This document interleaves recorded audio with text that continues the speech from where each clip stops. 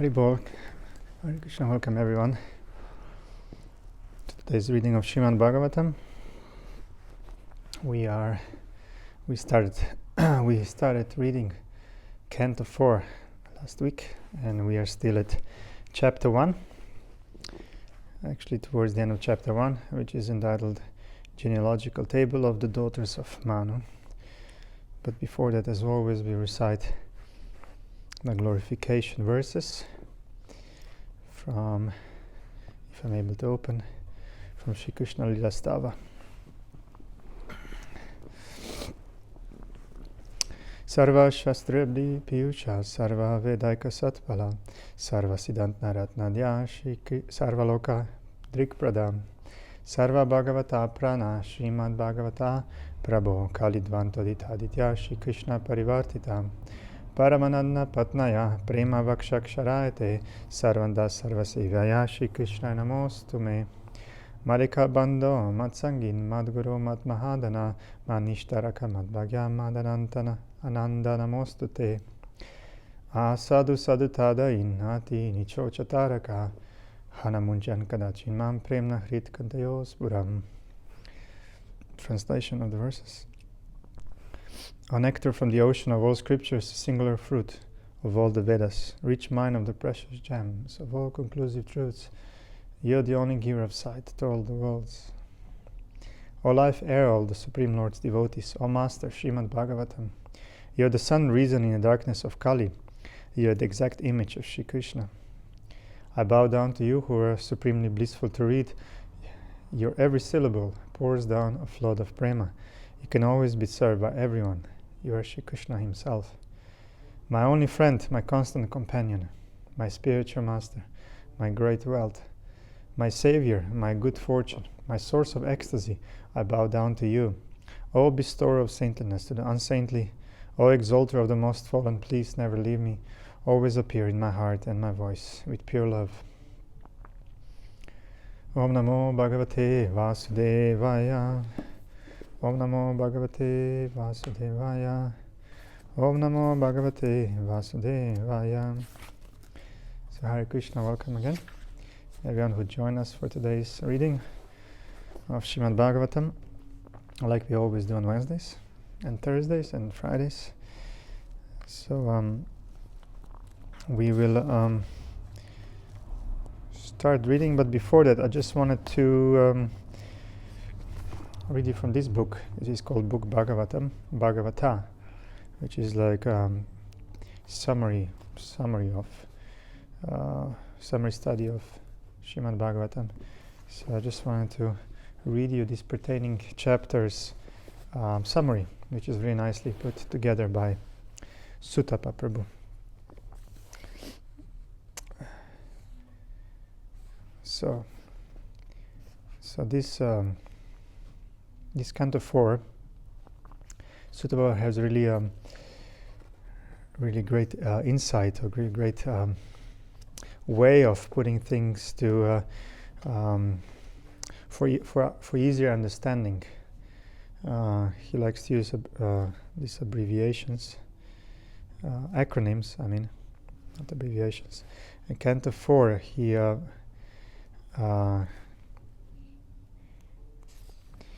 he titles Canto 4 by abbreviation as SKIP. S standing for Shiva and Shakti for 7 chapters. K standing for Kingly Desires, 8 to 12 chapters. I as Ideal Leadership, 13 to 23. And P as Prachinabhari Prachetas Puranjana. So it's for easier remembering what is there. So this is chapter 1, Genealogy of Manu's Daughters.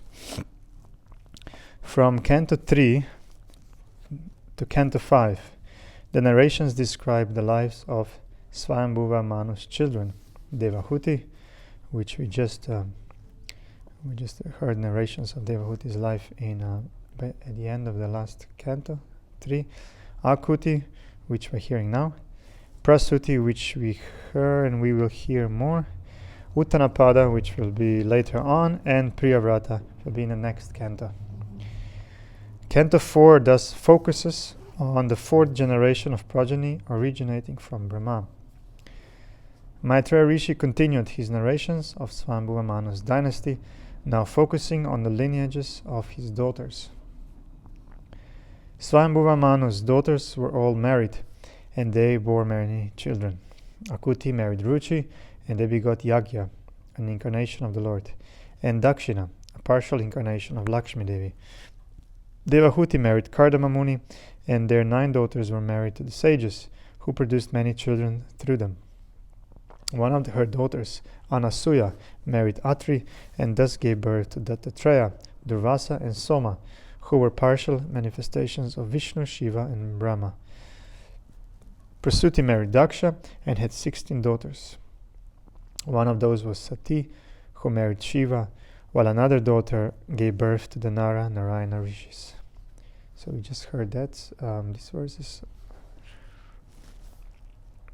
Okay, so that's it. It's just like a summary, and we can start reading the verses translated, and comment translation and comment by Srila Prabhupada. So verse 57. Let that Supreme Personality of Godhead, who is understood by truly authorized Vedic literature, and who has created peace and prosperity to destroy all calamities of the created world, be kind enough to bestow his glance upon the demigods. His merciful glance can supersede the beauty of the spotless lotus flower, which is the home of the goddess of fortune. So these are the demigods speaking. Purport. The Supreme Personality of Godhead, who is the origin of the cosmic manifestation, is covered by the wonderful activities of material nature, just as outer space, or the illumination of the sun and moon, is sometimes covered by clouds or dust. It is very difficult to find the origin of the cosmic manifestation. Therefore, material scientists conclude that nature is the ultimate cause of all manifestations. But from Shastra, or authentic literatures like Bhagavad Gita and other Vedic scriptures, we understand that behind this wonderful cosmic manifestation is the Supreme Personality of Godhead, and in order to maintain the regular procedures of the cosmic manifestation and to be visible to the eyes of persons who are in the mode of goodness, the Lord appears. He is the cause of the creation and dissolution of the cosmic manifestation. The demigods therefore prayed for his merciful glance upon them in order to be blessed.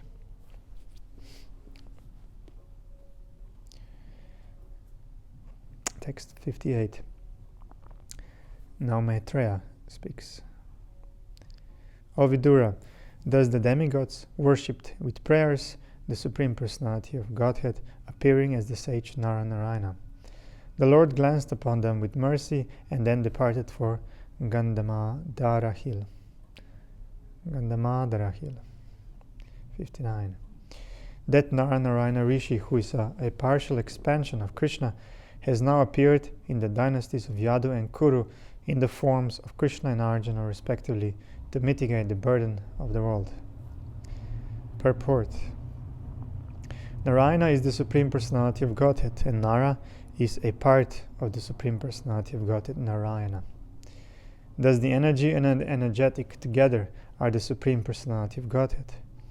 Maitreya informed Vidura that Nara, the portion of Narayana, had appeared in the family of the Kurus, and that Narayana, the plenary expansion of Krishna, had come as Krishna, the Supreme Personality of Godhead, with the purpose of delivering suffering humanity from the pangs of material burdens. In other words, Narayana Rishi was now present in the world in the forms of Krishna and Arjuna. Text 60.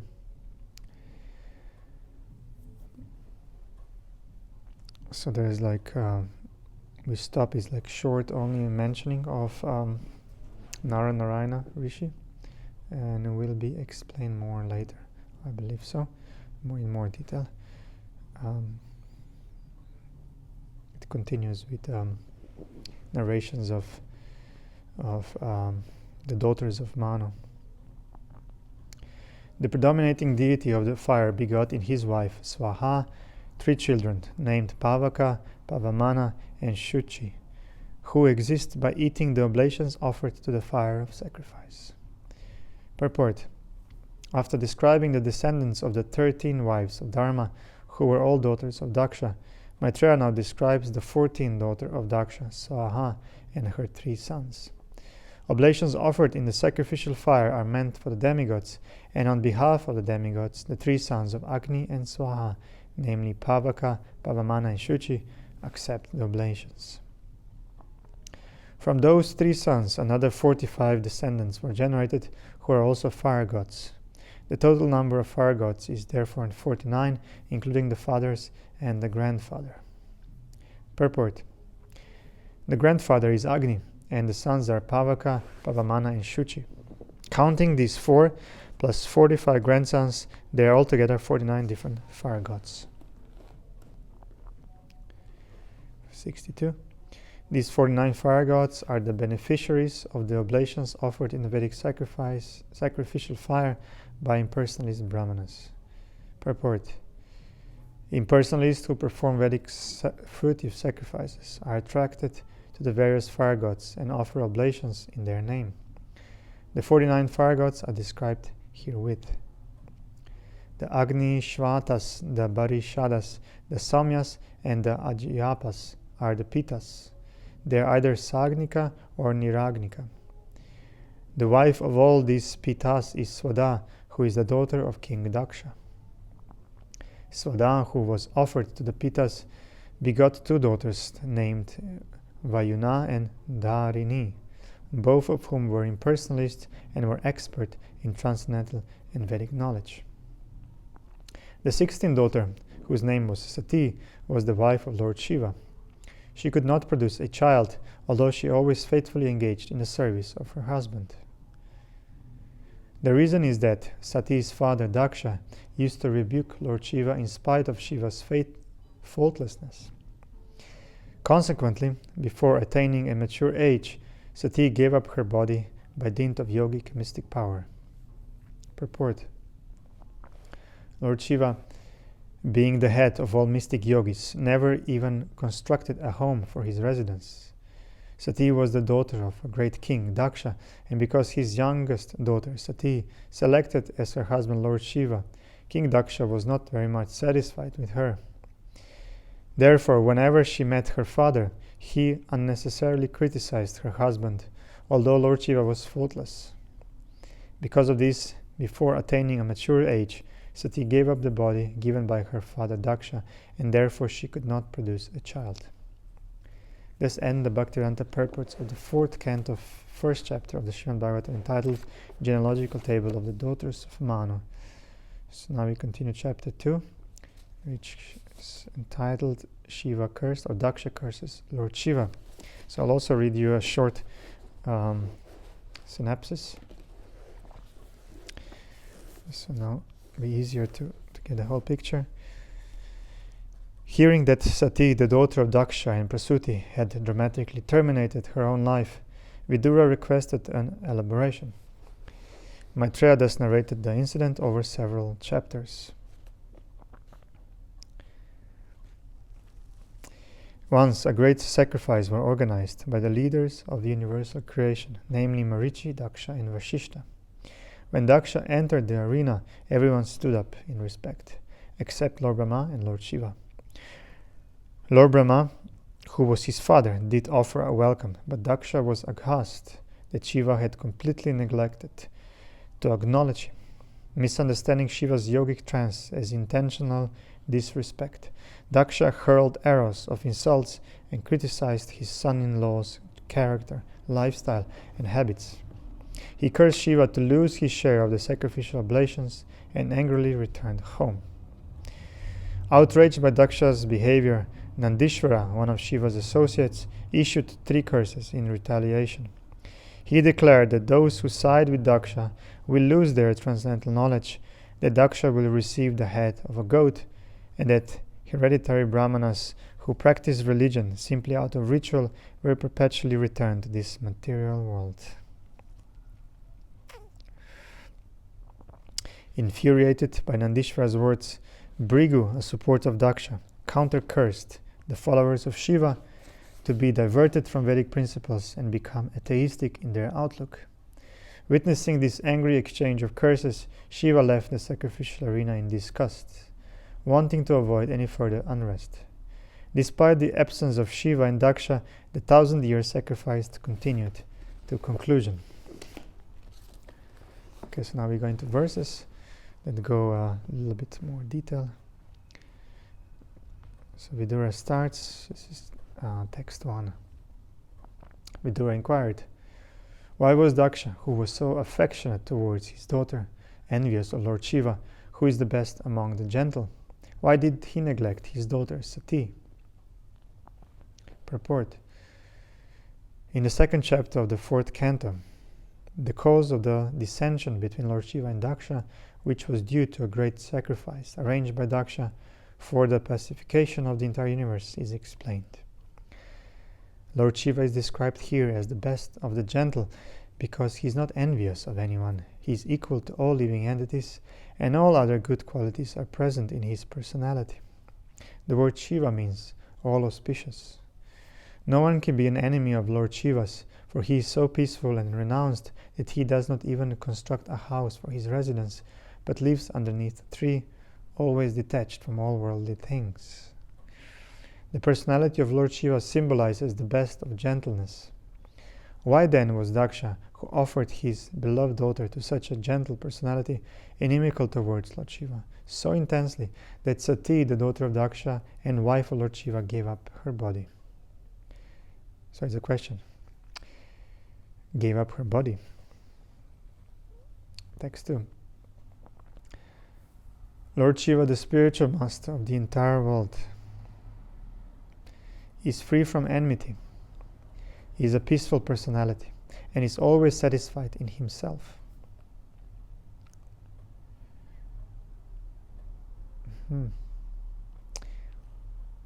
Lord Shiva, the spiritual master of the entire world, is free from enmity, is a peaceful personality, and is always satisfied in himself. He is the greatest among the demigods. How is it possible that Daksha could be inimical towards such an auspicious personality? Purport. Lord Shiva is described here as Chara Chara Guru, the spiritual master of all animate and inanimate objects.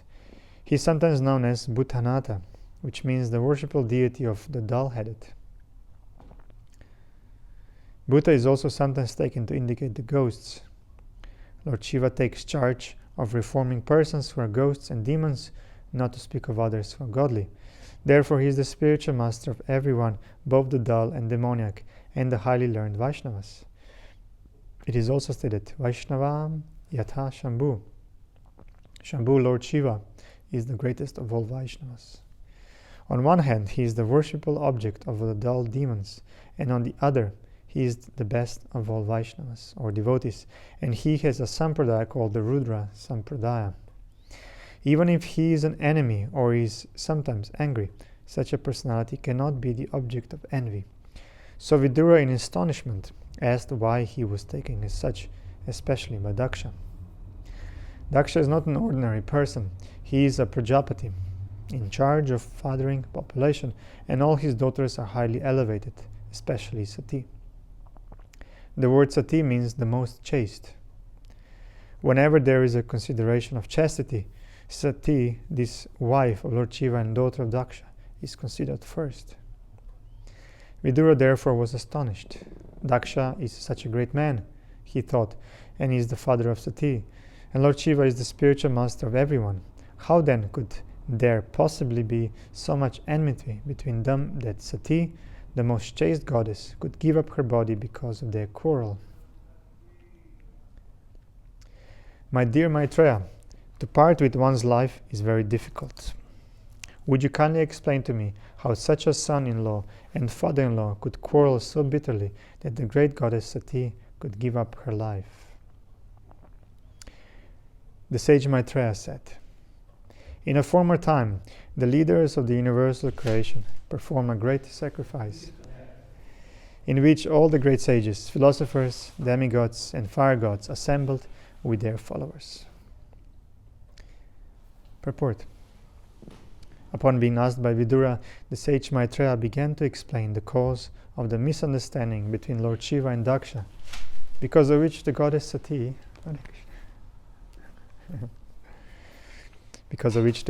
gave up her body. Thus begins the history of a great sacrifice performed by the leaders of the universal creation, namely Marichi, Daksha and Vashishta. These great personalities arranged for a great sacrifice, for which demigods like Indra and the fire gods assembled with their followers. Lord Brahma and Lord Shiva were also present. Text 5. When Daksha, the leader of the Prajapatis, entered that assembly, his personal body luster as bright as the effulgence of the sun, the entire assembly was illuminated and all the Hare Krishna.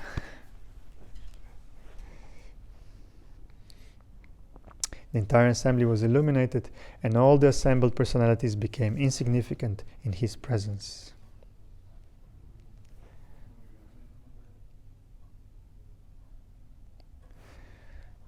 Text 6. Influenced by his personal bodily luster, all the fire gods and other participants in that great assembly, with the exception of Lord Brahma and Lord Shiva, gave up their own sitting places and stood in respect for Daksha. So this is the tradition still observed. Even in some schools in the West, I believe, you would stand, right? The teacher comes in, there'll be some tradition. It's coming from old times, Vedic times. I remember also when I visited some Buddhists, they would all make sure everyone stands before the teacher would come in, to make sure. And of course, Vedic Vaishnava tradition. Text 7. Daksha was adequately welcomed by the president of the great assembly, Lord Brahma. After offering Lord Brahma respect, Daksha, by the order of Brahma, properly took his seat. Text 8. Before taking his seat, however, Daksha was very much offended to see Lord Shiva sitting and not showing him any respect. At that time, Daksha became greatly angry, and his eyes glowing, he began to speak very strongly against Lord Shiva. Purport. Lord Shiva, being the son-in-law of Daksha, was expected to show his father-in-law respect by standing with the others, but because Lord Brahma and Lord Shiva are the principal demigods, their positions are greater than Daksha's. Daksha, however, could not tolerate this, and he took it as an insult by his son-in-law. Previously also, he was not very much satisfied with Lord Shiva, for Shiva looked very poor and was niggardly in dress. All sages, brahmanas, and fire gods present, please hear me with attention, for I speak about the manners of gentle persons. I do not speak out of ignorance or envy.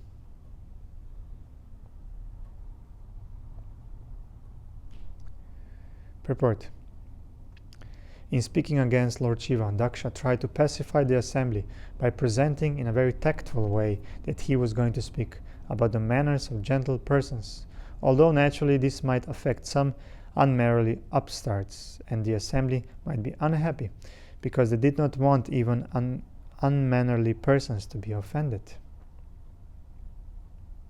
In other words, he was in complete knowledge that he was speaking against Lord Shiva in spite of Shiva's spotless character. As far as envy is concerned, from the very beginning he was envious of Lord Shiva. Therefore he could not distinguish his own particular envy.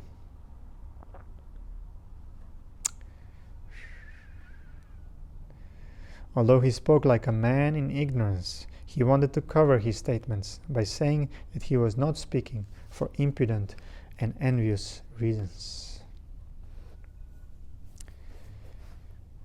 Okay.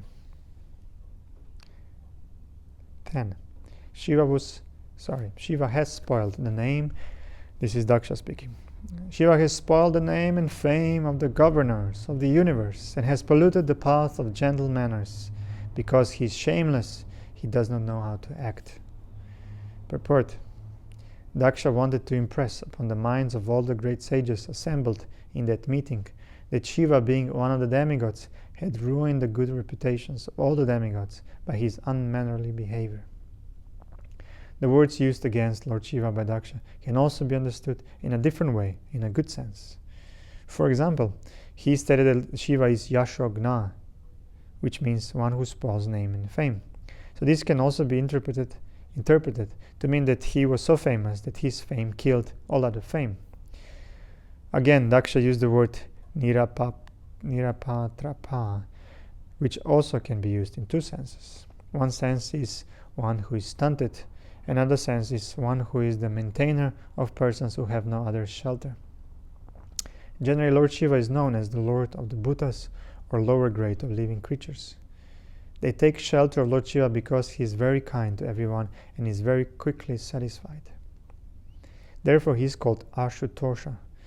To such men who cannot approach other demigods or Vishnu, Lord Shiva gives shelter. Therefore, the word Nirapaptrapa can be used in that sense. Text 11. He has already accepted himself as my subordinate by marrying my daughter in the presence of fire and brahmanas.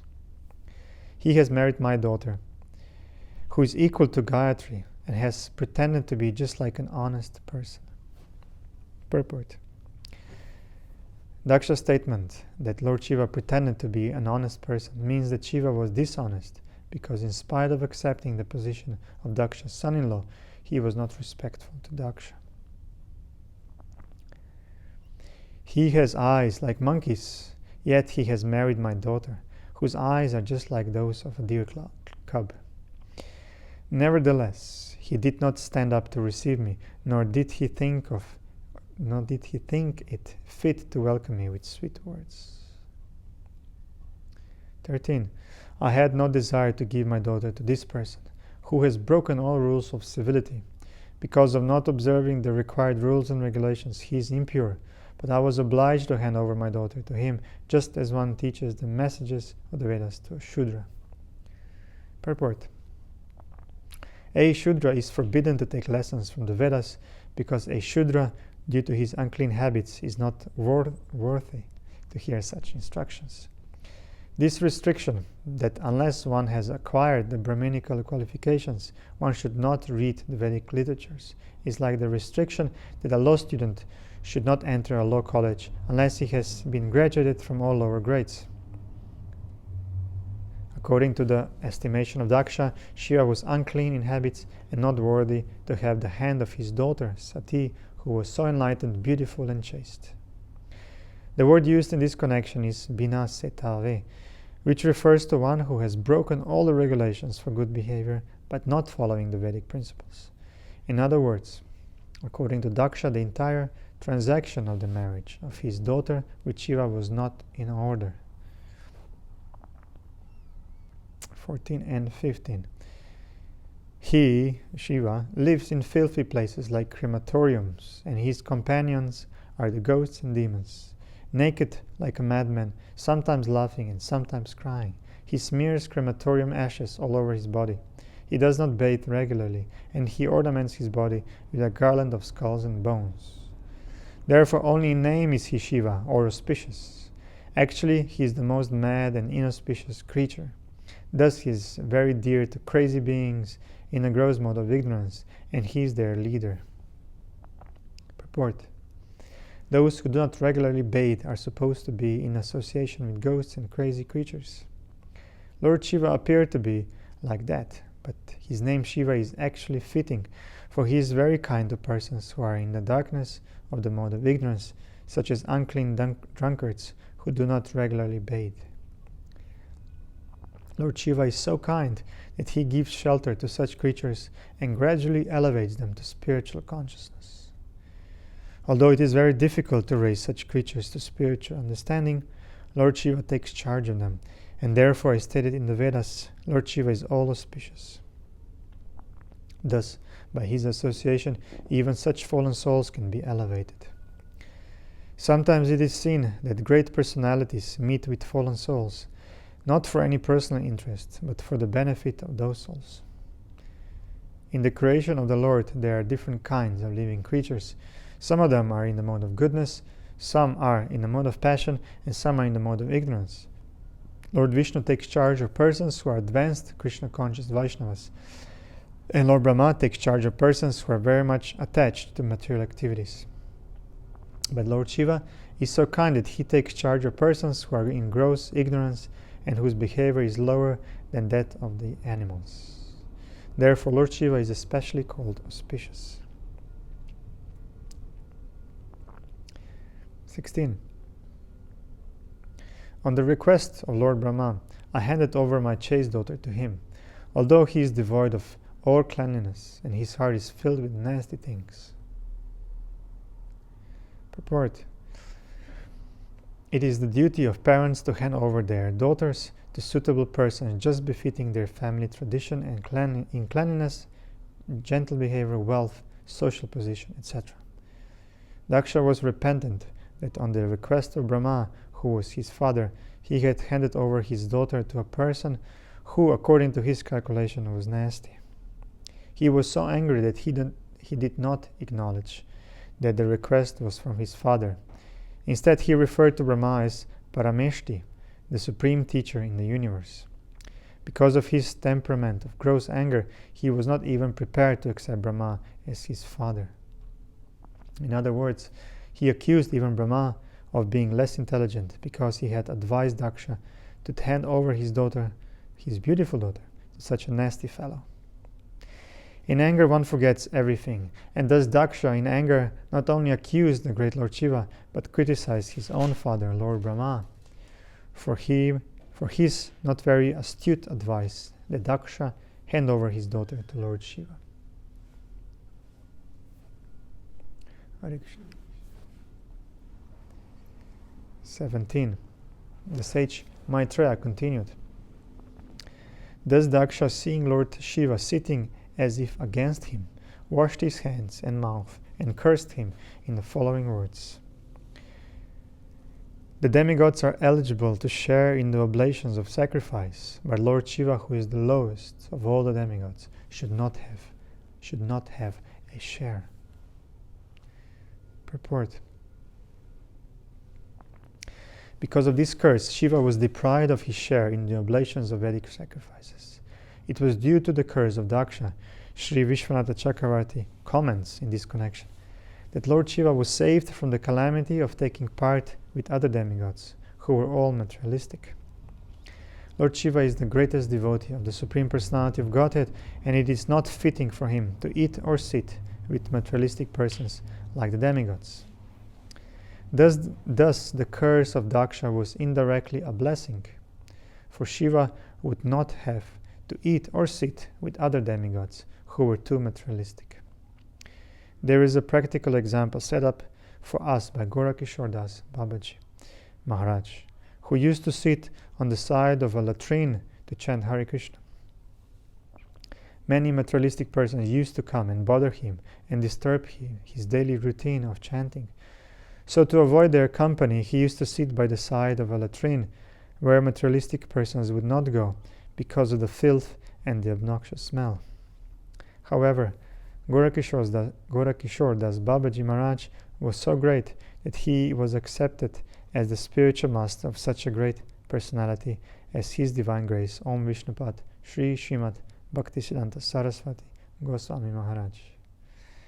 The conclusion is that Lord Shiva behaved in his own way to avoid materialistic persons who might disturb him in his prosecution of devotional service. Text 19. Maitreya continued. My dear Vidura, in spite of the requests of all the members of the sacrificial assembly, Daksha in great anger cursed Lord Shiva and then left the assembly and went back to his home. Purport. Anger is so detrimental that even a great personality like Daksha, out of anger, left the arena where Brahma was presiding, and all the great sages and pious and saintly persons were assembled. All of them requested him not to leave, but, infuriated, he left, thinking that the auspicious place was not fit for him. Puffed up by his exalted position, he thought that no one was greater than he in argument. It appears that all the members of the assembly, including Lord Brahma, requested him not to be angry and leave their company, but in spite of all these requests, he left. That is the effect of cruel anger. In Bhagavad Gita, therefore, it is advised that one who desires to make tangible advancement in spiritual consciousness must avoid 3 things: lust, anger, and the mode of passion. Actually, we can see that lust, anger, and passion make a man crazy, even though he be as great as Daksha. The very name Daksha suggests that he was expert in all material activities, but still, because of his aversion towards such a saintly personality as Shiva, he was attacked by these 3 enemies: anger, lust, and passion. Lord Chaitanya therefore advised that one be very careful not to offend Vaishnavas. He compared offenses toward a Vaishnava to a mad elephant. As a mad elephant can do anything horrible, so when a person offends a Vaishnava, he can perform any abominable action. Text 20. Upon understanding that Lord Shiva had been cursed, Nandishvara, one of Lord Shiva's principal associates, became greatly angry. That's the bull, right? Nandishvara is the bull. Isn't it?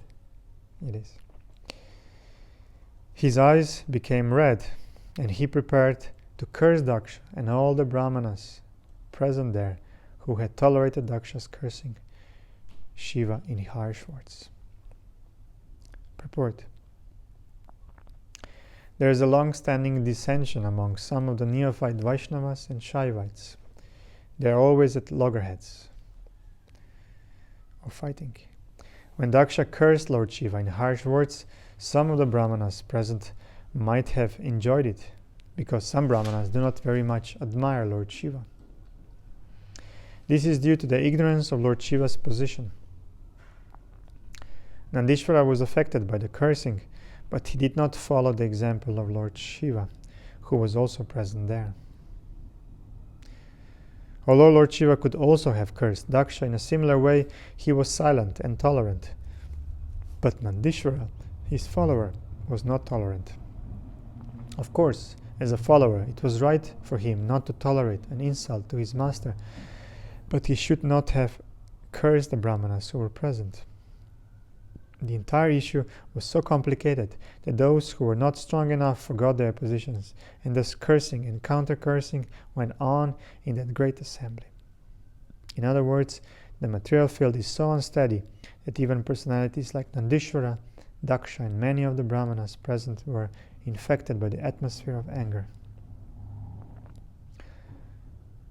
So what's the point there? It's material world is so unsteady that anyone can get infected.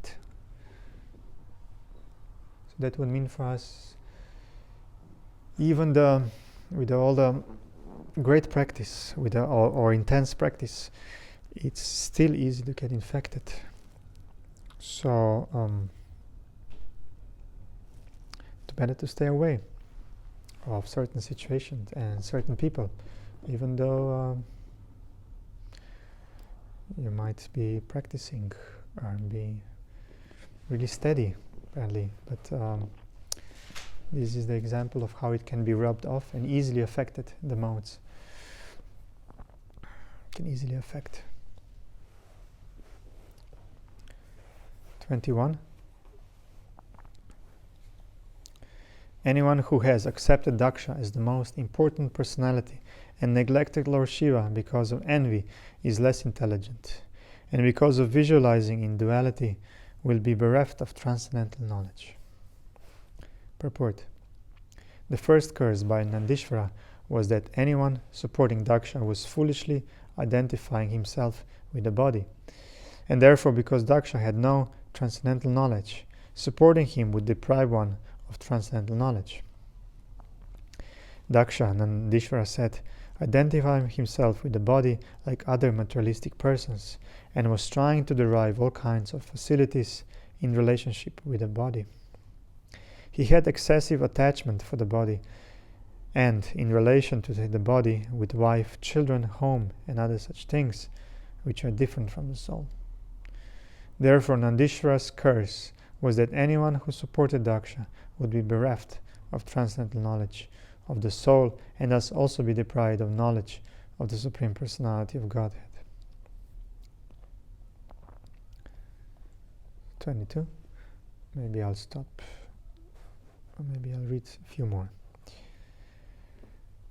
Pretentiously religious householder life, in which one is attracted to material happiness, and thus also attracted to the superficial explanation of the Vedas, robs one of all intelligence and attaches one to fruitive activities as all in all. Purport. Persons who identify with bodily existence are attached to the fruitive activities described in the Vedic literature. For example, in the Vedas it is said that one who observes the Chaturmasya vow will attain eternal happiness in the heavenly kingdom. In Bhagavad Gita it is said that this flowery language of the Vedas mostly attracts persons who identify with the body. To them, such happiness as that of the heavenly kingdom is everything. They do not know that beyond that is the spiritual kingdom, or kingdom of God, and they have no knowledge that one can go there. Thus they are bereft of transcendental knowledge. Such persons are very careful in observing the rules and regulations of household life in order to be promoted in the next life to the moon or other heavenly planets. It is stated here that such persons are attached to Gramya Sukha, which means material happiness, without knowledge of eternal, blissful, spiritual life. 23. Daksha has accepted the body as all in all. Therefore, since he has forgotten the Vishnupada or Vishnu Gati and is attached to sex life only, within a short time he will have the face of a goat. He will have the face of a goat. 24. That was the curse. Those who have become as dull as matter by cultivating materialistic education and intelligence are nesciently, or in ignorance, involved in fruitive activities. Such men have purposely insulted Lord Shiva. May they continue in the cycle of repeated birth and death. Purport. The three curses mentioned above are sufficient to make one as dull as stone, void of spiritual knowledge, and preoccupied with material education, which is nescience. After uttering these curses, Nandishvara then cursed the Brahmanas to continue in the cycle of birth and death because of their supporting Daksha in blaspheming Lord Shiva. May those who are envious of Lord Shiva, being attracted by the flowery language of the enchanting Vedic promises, and who have thus become dull, always remain attached to fruitive activities. Purport. The Vedic promises of elevation to higher planets for a better standard of materialistic life are compared to flowery language, because in a flower there is certainly an aroma, but that aroma does not last for a very long time. In a flower there is honey, but that honey is not eternal. And 26, so I'll read the last verse. These brahmanas take to education, austerity, and vows only for the purpose of maintaining the body. They shall be devoid of discrimination between what to eat and what not to eat. They will acquire money, begging from door to door, simply for the satisfaction of the body. Purport. The third curse inflicted by Nandishvara on the brahmanas who supported Daksha is completely functioning in the age of Kali. The so-called brahmanas are no longer interested in understanding the nature of the Supreme Brahman, although a brahmana means one who has attained knowledge about Brahman.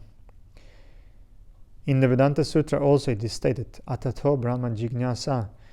This human form of life is meant for realization of the Supreme Brahman, the Absolute Truth, or, in other words, Human life is meant for one's elevation to the post of a Brahmana. Unfortunately, the modern Brahmanas, or so-called Brahmanas, who come in originally Brahminical families, have left their own occupational duties, but they do not allow others to occupy the posts of Brahmanas. The qualifications for Brahmanas are described in the scriptures, in Srimad Bhagavatam, Bhagavad Gita, and all other Vedic literatures. Brahmana is not a hereditary title or position. If someone from a non-Brahmana family, for example, one born in a family of Shudras, tries to become a Brahmana by being properly qualified under the instruction of a bona fide spiritual master, these so-called Brahmanas will object. Such Brahmanas, having been cursed by Nandishvara, are actually in a position where they have no discrimination between eatables and non-eatables, and simply live to maintain the perishable material body and its family. Such fallen conditioned souls are not worthy to be called Brahmanas, but in Kali Yuga they claim to be Brahmanas. And if a person actually tries to attain the Brahminical qualification, they try to hinder his progress. This is the situation in the present age. Chaitanya Mahaprabhu condemned this principle very strongly. During his conversation with Ramananda Rai, he said that regardless of whether a person is born in a Brahmana family or Shudra family, regardless of whether he is a householder or a sannyasi, if he knows the signs of Krishna, he must be a spiritual master. Chaitanya Mahaprabhu had many so-called Shudra disciples, like Haridas Thakur and Ramananda Rai. Even the Goswamis, who were principal students of Lord Chaitanya, were also ostracized from Brahmana society, but Chaitanya Mahaprabhu, by his grace, made them first-class Vaishnavas. So very nice. We're going to end today here, and we continue from verse 27, chapter 2, canto 4, tomorrow around 6:30.